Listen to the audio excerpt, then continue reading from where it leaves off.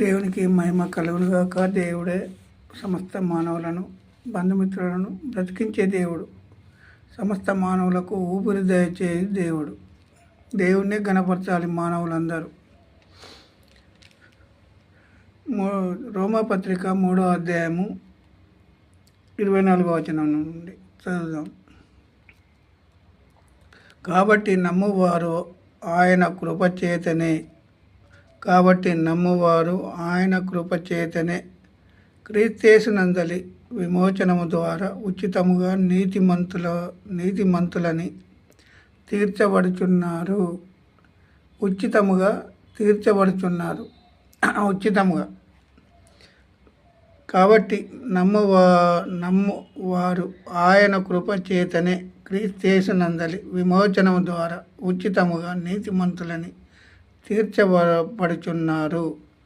పూర్వము చేయబడిన పాపములను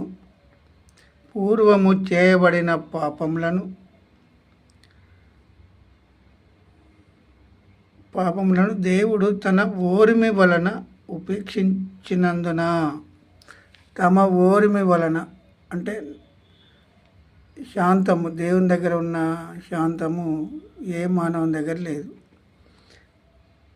నీతిమంతులని విమోచన ద్వారా ఉచితముగా నీతిమంతులని తీర్చబడుచున్నారు. పూర్వము చేయబడిన పాపములను దేవుడు తన ఓరిమి వలన ఉపేక్షించినందున ఆయన తన నీతిని కనబరచవలనని క్రీస్తేసు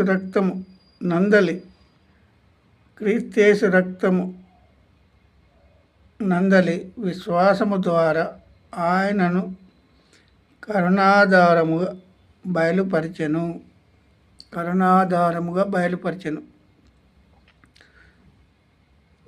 దేవుడు నీతిమంతులని